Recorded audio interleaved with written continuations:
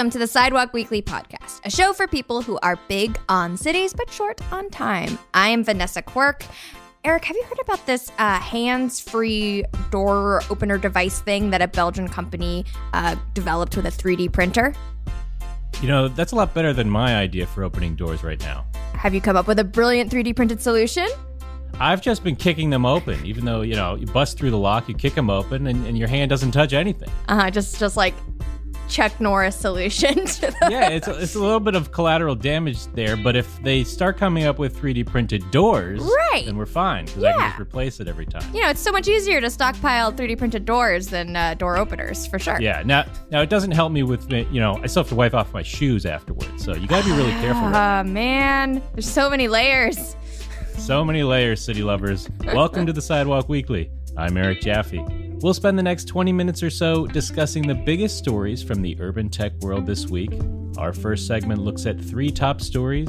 We'll give them 5 minutes each, and when time's up, you'll hear our bicycle bell. This week, our top stories look at whether density is to blame for coronavirus, whether cities should be closing down streets, and why delivery robots aren't yet ready to join the fight. All right, let's jump in. We're going to start with the issue of density. Emily Badger, writing at the New York Times Upshot, and Bill Lindeke, writing at a great blog called streets.mn. Both of them point out that density is under attack right now. The virus is spreading, especially in New York City. Density and crowding is a big issue. But they both also caution that density alone is not necessarily to blame right now. They point out that there are many Asian cities that are extremely dense that are having a lot of success slowing the spread of this disease. So anyway, Vanessa, how important is density to this outbreak?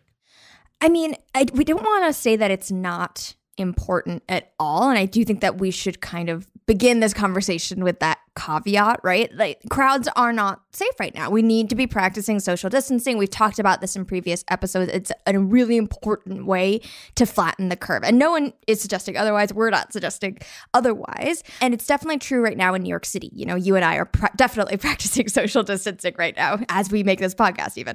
But there is an important point to be made about the fact that in places like Tokyo, like Taipei, like Seoul, they are incredibly dense places as well, and yet they haven't had the same rate of outbreak that we seem to be having. So clearly there are other elements at play that are really important here when we're talking about the spread of this disease, right? So Bill Lindeke of Streets MN, he's really looking at other factors that he thinks are kind of more important, like investing in public infrastructure. And he takes a really clear political position here. He's saying, without a healthcare safety net, without a lot of investment going to hospitals and public health, without a lot of resources going to creating safe and affordable housing, those are really the elements here that have laid the groundwork for the spread of the disease to go so quickly, which is much more prominent than just density in and of itself. Yeah, and he gives the one example of transit systems in Minneapolis.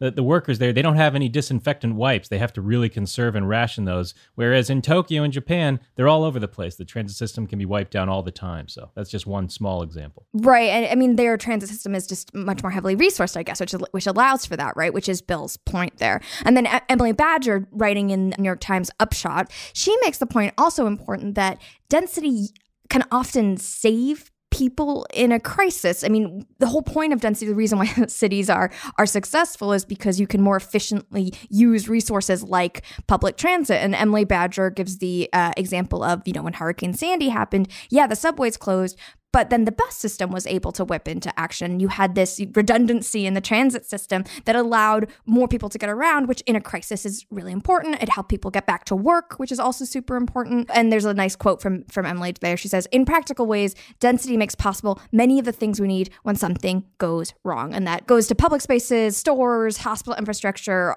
all of that stuff.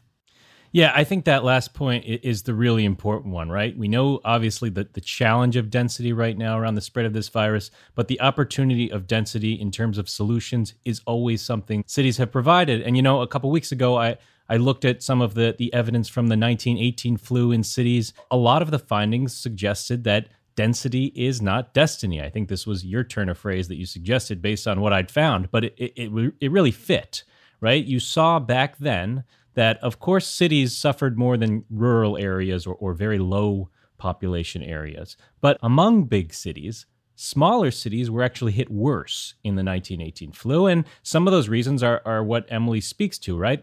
Big cities probably had better public health infrastructure, better hospitals, more workers to respond, and frankly, just more innovation, right? This week I looked at Taiwan. The civic tech community there has used open data to create maps that help people find face masks, that help people gauge whether they've been infected. So density working in the positive direction there as well. It's possible. Yeah, one way that I think about it is kind of the short term versus the long term outlook. And right now in the short term, it's understandable that we, in with the lack of things that we need, like testing, like more resourced infrastructure, density is more concerning. But in the long term, when you think about how we're going to recover from the crisis, how resilient our city is going to be, then density actually has an important role to play.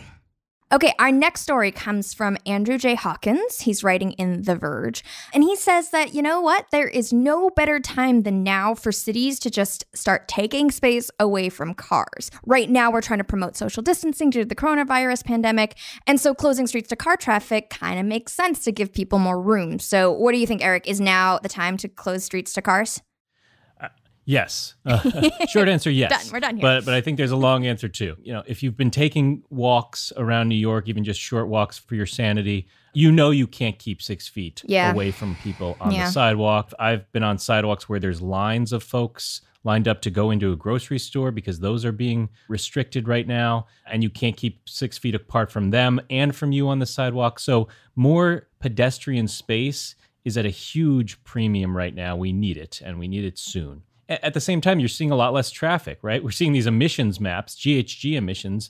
They're plummeting because there's nobody out driving, because where are they going to go? Nobody's leaving their home. So you have the opportunity to take over the street for pedestrians in a way that is not going to impact traffic. We should take that opportunity. Mm-hmm. But I would say that it was already time to rebalance our street network that in a way that prioritized more efficient modes, right? Cars take up a lot of space, but they only usually carry one person, maybe 2 people, versus buses, other forms of transit, bikes, and of course, walking. Far more efficient use of limited street space. Cities were already making this move. Why not make it now? Right. I mean, one thing I would say is that, of course, it makes sense to give more street space to transit in general, but at a time like this, it's actually a little bit less relevant, since even though we definitely don't need as much space for cars, what I think we need most right now is to give space to pedestrians and also bicyclists, right? These are both ways of getting around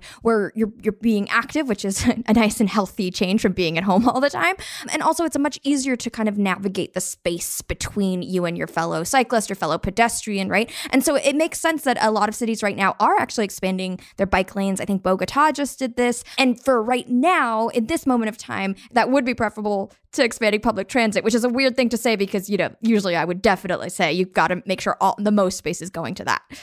Right. But the point you're really making is actually one about street flexibility, right? The ability to expand space on streets for different purposes at different times. That is an incredibly powerful opportunity. Our streets right now, they're very static. They're used the same way at all hours of the day, and they're primarily dedicated to car travel. But that doesn't need to be the case, right? We're seeing that on a macro scale right now. You could close down an entire street because there is no car travel, and you could have pedestrians take over and keep safe distance. But we see this on a micro scale on normal days as well, right? Outside of rush hour, there is no need to have that much of the street dedicated to car space. You should be able to use lanes for other purposes. Maybe that's pickups and drop-offs, or maybe it's truck deliveries so that you can avoid double parking and having unsafe environments for pedestrians who are crossing. You can be more flexible with the way you use your streets. You mentioned trucks, and I read a really interesting piece this week on Streets blog by Kaya Wilson, and she made the point that actually freight trucks right now are getting to cities so much faster than they do usually because there's so many fewer cars on the streets right now, like private vehicles aren't there. So she had some crazy stats, like in Atlanta, freight trucks are moving 258% faster. And in New York City, like the speeds have doubled, which is really, really important right now because a lot of these freight trucks are delivering resources, you know, to hospitals or food that we all need to keep surviving in our homes right now. And this is actually an interesting benefit of removing private vehicles from streets. And it's kind of one to think about in the future, like, hey, maybe we should apply this going forward. Yeah, and it's something we've thought about applying actually at Sidewalk Labs. I mean, as we've thought about kind of redesigning the street network, we have an entire class of streets that is dedicated specifically for pedestrians and no other forms of traffic. And the idea there is, not in a time of a pandemic, actually more street vibrancy, more foot traffic for local businesses, and a much safer environment for people to walk around. But you can see it as a resiliency mechanism where in a time of a pandemic, actually being able to use these types of streets to keep distance from each other, incredibly important for public health. All right, on to the final top story for this week. It comes from Slate and Carolyn Beans. Restaurants are closed to diners right now, but they're open to deliveries. This would be a great time for delivery robots to really step onto the world stage. Yeah, or wheel on, as the case may be. This would be a great time for delivery robots to really wheel onto the world stage. That's right. But Carolyn's writing that they're not ready yet. So, Vanessa, I mean, you have a lot of experience with delivery robots. You did a City of the Future episode on this. What's preventing them from being ready? Right. So just to back up a touch, in case people aren't as familiar with delivery robots as I am, or haven't had the chance to run around with one, basically they're like these containers on wheels. And in theory, right, they're supposed to be able to navigate autonomously. So you'd be able to, at the restaurant, pack them up with food, send them on their merry way, and they would find their way to your front door to deliver you food. And they are starting to operate in places. I think Milton Keynes near London has them running around. Berkeley, Denver, and, they're really popular right now for obvious reasons. It makes sense that you would send a robot instead of a human and reduce that human-to-human interaction right now. And, the health risks for delivery workers are real right now. So in theory, this is the perfect time for delivery robots to kind of take off. Like this could be their moment, right? But here's the issue. As good as they have become at figuring out how to get from point A to point B, they are not very good at dealing with any obstacles that might come in their way on that journey. They don't know really how to interact well with humans yet. If a dog runs by, if a pile of leaves comes out of nowhere, they can get easily confused. And so navigating the sidewalks can be quite challenging for them when there is all that kind of spontaneous interaction that can happen. And so navigating those things is a huge step forward. You see this also with self-driving cars. Like this is a really hard thing for technology to deal with. And that also causes accessibility issues. For example, I remember a few months ago, we read a story about a confused robot just kind of sitting in a curb cut, leaving a person in a wheelchair in the street who couldn't get to the sidewalk when cars were starting to come. So that's a huge issue. And so because of those kinds of challenges, the delivery robots aren't really ready for mainstream interaction right now. Yeah, I remember that story, and it is a troubling story, and it really speaks to the fact that they're not quite ready yet. I think there was one expert in this piece in The Verge that said they're still 10 years away, which is kind of your standard answer for when you don't actually know how long it is away for technology to get there. But, I think you're raising some important points about the challenges with delivery robots, even in a perfect environment, right? Even if they could navigate the sidewalks perfectly, they are still in that scenario competing with pedestrians for very precious space along the sidewalks and the streets. We just talked about how there's not enough space on the sidewalk for people to keep 6 feet apart.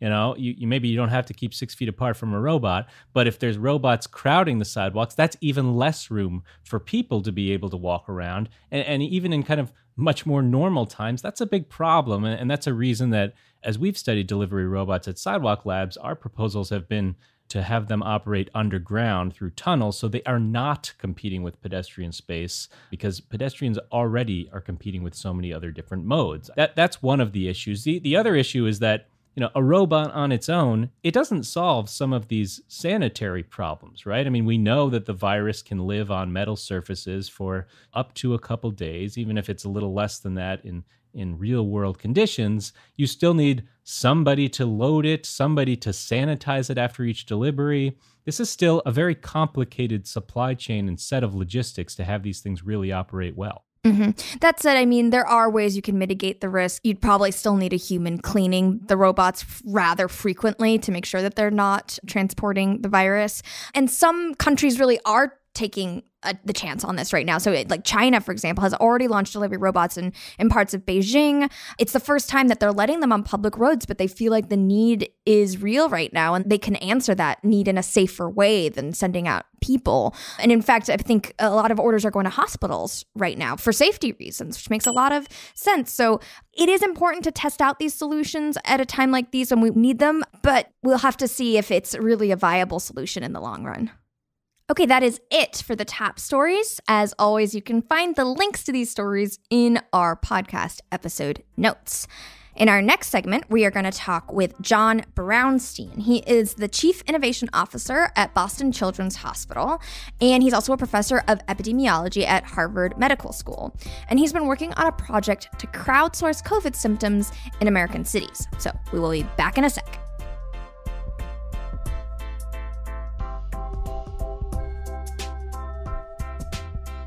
We are now joined by epidemiologist John Brownstein of the Boston Children's Hospital. This past week, John advised a group of software engineers, including some folks here at Sidewalk Labs, to help create a website. It's called COVID Near You, and it crowdsources COVID symptoms to help health experts identify hotspots. So, John, thank you so much for joining us. Great to be here. John, really appreciate you taking the time. Can you tell us a bit about how this project, how COVID Near You came about? And then specifically, why crowdsourcing symptoms like this can be so helpful to health officials right now? So we actually launched a very similar platform in 2011. It's actually around the movie Contagion, a movie that I guess a lot of people are watching again right now. And it was around this idea that we are trying to get early insights into respiratory viruses in communities. And the way to do that, you can't always rely on health systems because when you get hospitalized, that's the tail end of an outbreak. That's not the earliest signs, right? Mild illness in the community is where things start to bubble up. And because we don't have a great way to look at that, we recognize that new technology can enable people to input symptoms and actually get a better picture of what's going on in the community. And so we built this platform called Flu Near You, which has 100,000 people in it, people starting to report self-reporting symptoms, whether they've got the vaccine, important demographic features. And we could build a map of, say, influenza epidemics in real time for a fraction of the cost it would take to build a true healthcare surveillance system. And so that system took off. We worked closely with CDC and many others. And it really showed the value of sort of crowdsourcing to provide a unique view of health in a population. Now, of course, with the emergence of COVID, we clearly saw an opportunity to sort of revamp the system. We have very limited testing. So again, this idea that crowdsourcing, where people can self-report their symptoms, could give us a lens into what's happening, the transmission dynamics, while we essentially wait for testing to really get ramped up. And we were able to deploy something incredibly fast. You mentioned that testing is really limited right now, which is why this is helpful. If we did have more widespread testing happening right now in U.S. cities, would a site like this still be helpful or even necessary? Well, listen, I mean, at the end of the day, having confirmation of illness is really the gold standard. But at the same time, we're collecting really interesting data about demographic features. We're collecting symptoms. We're collecting vaccine status. So all that ancillary data of individuals that are experiencing illness along with confirmation of illness is actually important from a research perspective. So one thing that Eric and I talked about last week was this issue of balancing data privacy along with the benefits of improved disease tracking or potentially kind of healthcare surveillance. I'd love to get your perspective on that balance. Is it possible to achieve when implementing new technologies? Well, absolutely. And in this particular case, people are actively signing up. In most cases, when we see our insights that we're getting from the population, it's because we're using their digital breadcrumbs without likely them even knowing, right? Like the way that we scrape data on Instagram and Facebook and Twitter for advertising, right? In this particular case, we're actually actively saying, let's put the public back in public health. So you can contribute and really be part of the public health fabric. But by the way, on the other hand, we're giving back the data. The data is open. You can see it. It's not like you're a data feed. You're actually an active participant. You get to see what's happening in your community around the country. And of course, we're aggregating the data in a way that you cannot reverse engineer an individual. So it's full protected data. But again, it's data for the good of society and everybody becomes a stakeholder. I know you've worked with tech companies before on other projects, John. Based on your experience, I know there's lots of people in the tech industry who are really, they're hungry to help out right now and to support and do whatever they can. Where do you think tech can really help right now, and what can't it do also? Right. No, it's a great question. And listen, there are so many people that are willing to devote and volunteer time without sort of people that have been doing this for years, right? It's hard to guide projects. And on top of that, you build something, who's going to sustain it once it's done? Because this is not the only event. This, first of all, COVID could be going on for, a year to 2 years. But on top of that, how do we want to think about the next pandemic? So the resources and funding can be incredibly transient. So this idea of bringing together volunteer groups like what we had for this project, they're helping our team make a better system because, we don't have the tech resources as a nonprofit.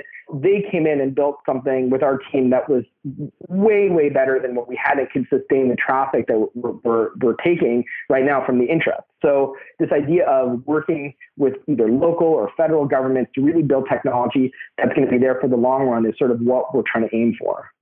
John, last one, and we'll let you go here.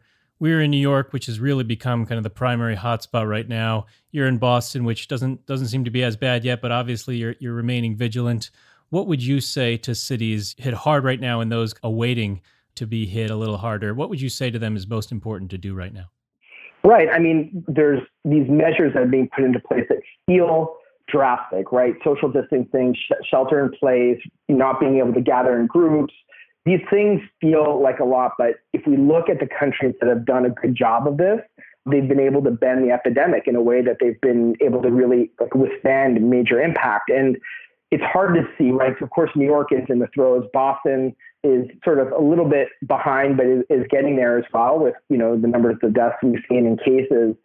For other parts of the country, it might feel excessive, but the problem is that the interventions you do today, the effects of them only get felt weeks later. And so it's hard. The cause and effect are so disconnected that it's hard to get people around. But what we've seen in communities across the country is people are willing to do things for the greater good in ways that I think are just amazing. Well, thank you so much for talking with us. Hopefully people take your words to heart.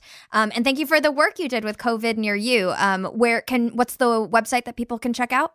COVIDnearyou.org. Okay, and you can report symptoms there and hopefully help public health officials get a better grasp of what's going on in your city. So thank you again, John. We really appreciate it. Thank you so much, John. Stay safe. Thank you. It is now time for our final segment, The Last Smile. This is the segment where we set aside the depressing news of the week and we focus on something happy for a minute each. Eric, what had you smiling this week? All right, so what had me smiling this week? If you're like me, you're kind of in sports withdrawal right now. But there was a great story at a site called The Poke about a rugby commentator named Nick Heath. He's in the UK. Obviously, we have no sports right now for Nick to comment on. So he's just going about his business being a sports commentator of everyday life. So he sees a group of mothers pushing strollers on the sidewalk, and he does some sports commentary. He sees pedestrians crossing the street, and he announces it like it's a race, like who's going to win first. Right. Crossroad dash, light turns to red. We wait for the beeps. There they are now then. JD Sportsman, he's got a decent start. Leggings on the outside. Oh, JD Sportsman's been distracted over the shoulder, and Leggings is going to get there. Oh, she does it again. 3 titles in 3 days. Off past Vegas Gold for the lap of honor. Victorious. He's really just adding some drama to the, what it happens to be a very dramatic moment in human life, but it is a moment of levity as told by Nick. Great. I love that too. That was really fun. What has you smiling, Vanessa? Okay, so this isn't really urbanist at all. It's actually rather rural, but I think that's okay right now. So there was this article that came out this week.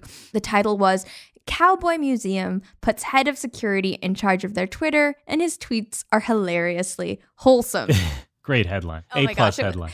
Great article. You should just really read the whole thing. I'm recommending it right now. I was just crying with laughter. This is on Board Panda. So basically this security guard, his name is Tim Send.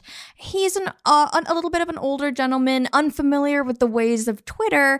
And he kind of knows the basic concepts of how Twitter's supposed to work, but he doesn't quite grasp how to execute on it. And it really makes it all the better. I've had some friends suggest that maybe this couldn't be real. This couldn't possibly be a real thing, but I'm going to believe believe that it is, because that's going to make me feel way happier and smiling this into my weekend. So just do it. Go to the website, read his tweets, and they will make your day. Yeah, he spells out hashtag instead of using a hashtag, and he like signs his tweets like your parents sign their text messages. Yeah, it's so sweet. It's so sweet. All right, hashtag time is up this week, folks. Thank you for joining us. If you want to read the stories we discussed today and many more, then you should sign up for the Sidewalk Weekly newsletter. It's at sidewalklabs.com. We should note that the views expressed in the Sidewalk Weekly don't necessarily reflect Sidewalk's company positions. And if you think we're missing a perspective, then let us know. Send us an email or a voice memo to podcast@sidewalklabs.com. We check that email, and we may just talk about your message in a future episode. The Sidewalk Weekly is produced by Vanessa and me. Vanessa does the editing. Our music is from Blue Dot Sessions, and our art is by the great Tim Cow. See you next time. Bye.